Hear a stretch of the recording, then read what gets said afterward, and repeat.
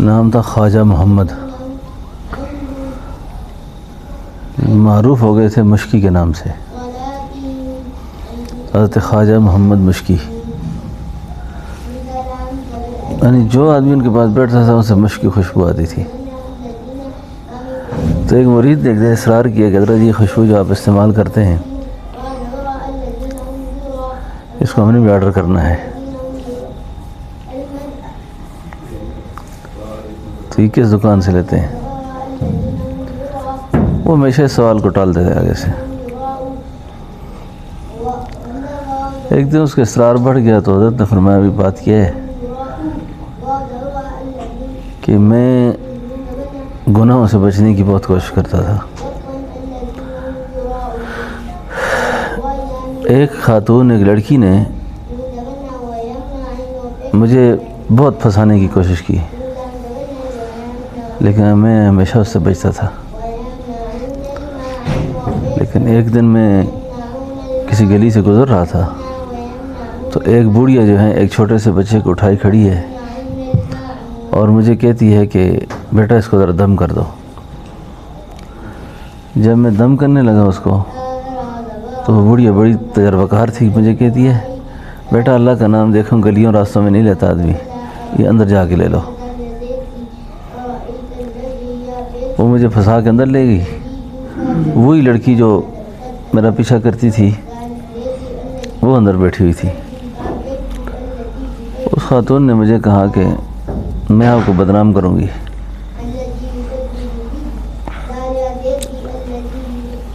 اس نے برائی پہ اس کو مجبور کیا۔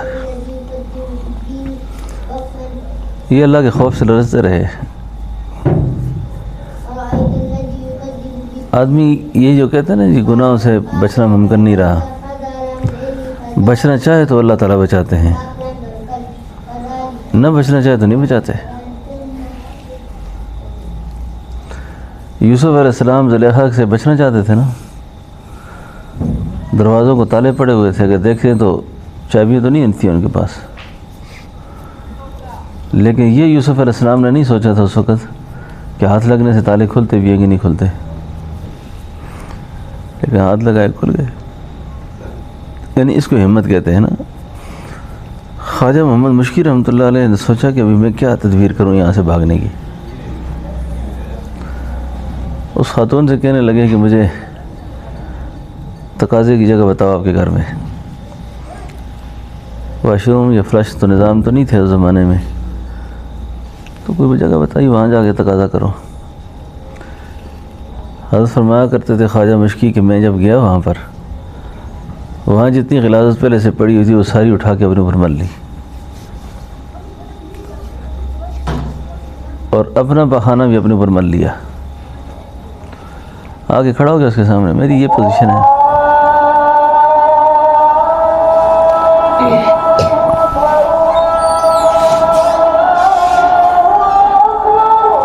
یہ ہے میری حیثیت۔ اس خاتون نے ڈنڈے مار کے گھر سے نکالا۔ جب یہ گھر سے نکلے وہاں سے اپنے گھر پہنچے، غسل کیا، کپڑے صاف پہنے، بس جو ہی غسل کیا تو جسم سے مشک کی خوشبو آنا شروع ہو گئی۔ تو جہاں سے گزرتے مشک کی خوشبو کے ہلے گزرتے تھے، اور اس وجہ سے ان کا نام پڑ گیا خواجہ محمد مشکی، خواجہ محمد مشکی، کہ ان کی جسم سے مشک کی خوشبو آتی ہے۔ گناہ کی لذت تھوڑی دیر کی ہے، ضلالت ساری زندگی کی ہے، دنیا میں بھی اور آخرت میں بھی، دنیا میں بھی اور آخرت میں بھی۔ میں یہ محسوس کرتا ہوں کہ جس وقت انسان گناہ کے اندر نا اپنے ارادے کو شامل کر لیتا ہے نا، ایک تو ہوتا ہے کہ پاگل ہو گیا، ہوش نہیں ہے، سمجھ نہیں آئی، ایک ارادہ شامل ہے، جیسے ہم موبائل ارادے سے دیکھتے ہیں، گن دیکھتے ہیں، بد نظری ارادے سے کرتے ہیں۔ یعنی ارادتاً جو گناہ ہے نا، اللہ کی کوئی بھی بغاوت یعنی جان بوجھ کے، وہ تو حکیم اختر صاحب رحمۃ اللہ علیہ فرمایا کرتے تھے زہر ہے، چاہے اس کو جان بوجھ کے پیے پھر بھی مرے گا اور انجانے میں پیے، لیکن میرے خیال یہ ہے کہ اللہ تعالیٰ اس میں کچھ مہربانی کر دیں گے کہ جس میں آدمی کو نسیان ہے، بھول ہے، لیکن ارادتاً جو گناہ ہے معلوم بھی ہے کہ غلط ہے یہ، پھر بھی کرتا ہے، اس کا مطلب یہ ہے کہ اس کے دل میں اللہ کی کوئی اہمیت نہیں ہے، یعنی اللہ کے حکم کی کوئی اہمیت دل میں نہیں ہے، یہ اللہ کو نہیں جانتا کہ کیا اللہ کون ہے یہ۔ ایسے گناہوں کی جو نوسط ہوتی ہے وہ بڑی خطرناک ہوتی ہے، اللہ تعالیٰ ڈھیل دے دیتے ہیں، پھر ایک دفعہ، دو دفعہ، تین دفعہ۔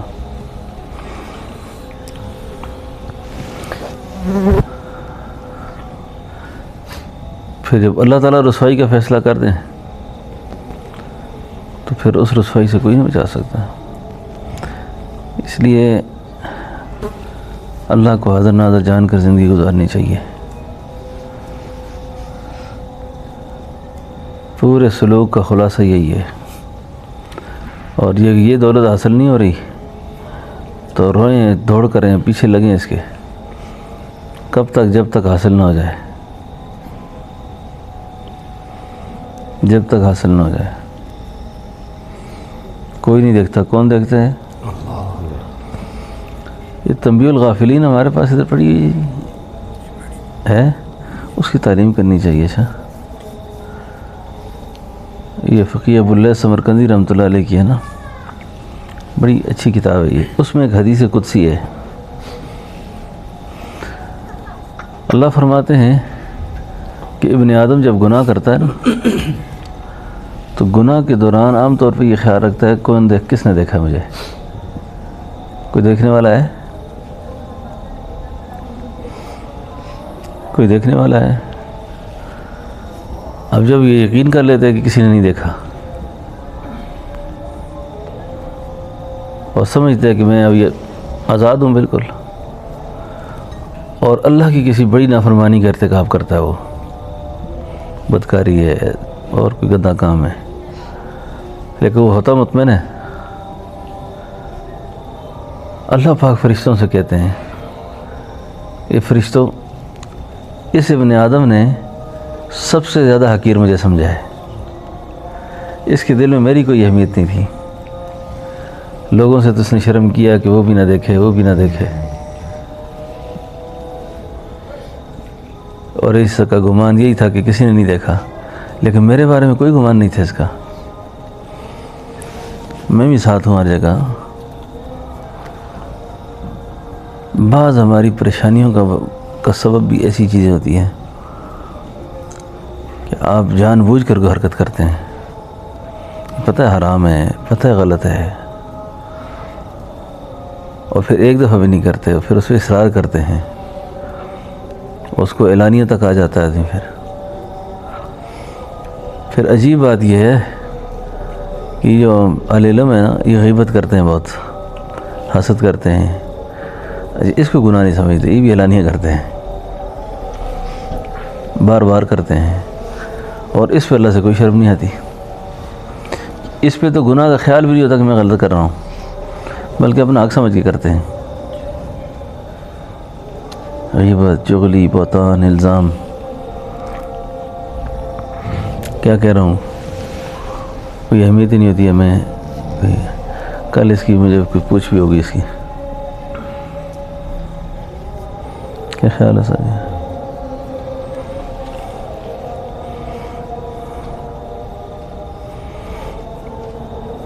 تو ان گناہوں سے بچنا چاہیے۔ زندگی کا وقت بہت تیزی سے گزر رہا ہے، کل ویرانے میں پھینک کے آ جائیں گے، پھر آگے آپ جانے، میں جانو، خدا جانے، پھر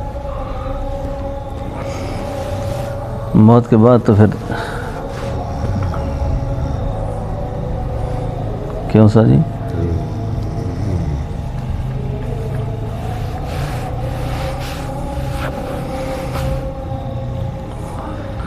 قاری حنیف صاحب ملتانی تھے نا آپ کے، وہ بڑے خطیب تھے نا، تھے تو نابینے نا، اندھے تھے نا.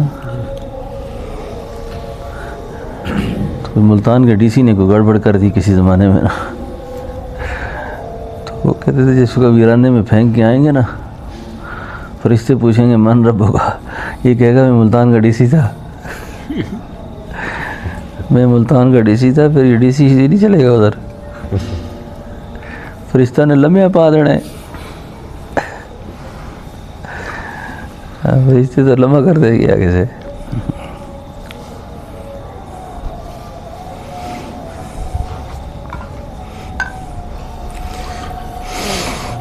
بعض گناہ، بعض عبرت کی باتیں اللہ تعالیٰ ظاہر فرما دیتے ہیں نا.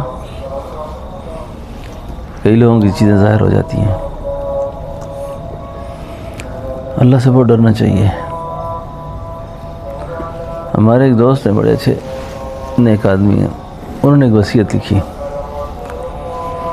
وہ وصیت لکھ کر میرے پاس لائے کہ آپ اس کو سواد کریں تو پھر میں اس کو کمپوز کراؤں. اس نے ساری لکھا یہ وصیت ہے، یہ وصیت ہے، یہ وصیت ہے. یہ آج تک میں نے نہیں دیکھی. انہوں نے لکھا کہ غسل دینے والے احباب کے لیے ایک وصیت جو مجھے غسل دیں. اس میں لکھا کہ خدا نخواستہ اگر میری بدعمالیوں کی وجہ سے میرے حالات ٹھیک نہ ہوں غسل کے وقت، تو میری پردہ پوشی کریں.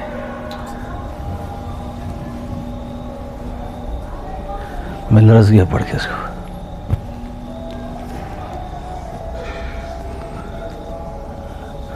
یعنی میری کیفیت ایسی ہو اس وقت تو میں لرز گیا پڑھ کے اس کو. میں نے کاٹ دیا اس کو. میں نے کہ اس کو لکھا ہی نہ. لیکن بعد میں سوچ بات تو بڑی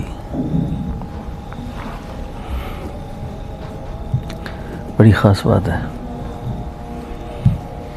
تو اپنے اس انجام پر بھی نگاہ رکھنی چاہیے.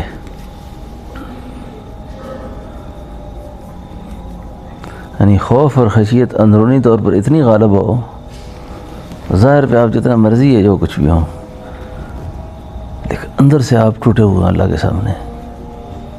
جب تک کہ میرا خاتمہ ایمان پر ہو کر میرے حشر نشر سے آزادی نہیں ہوگی، مجھے قلبی طور پر اطمینان میں نہیں رہنا چاہیے.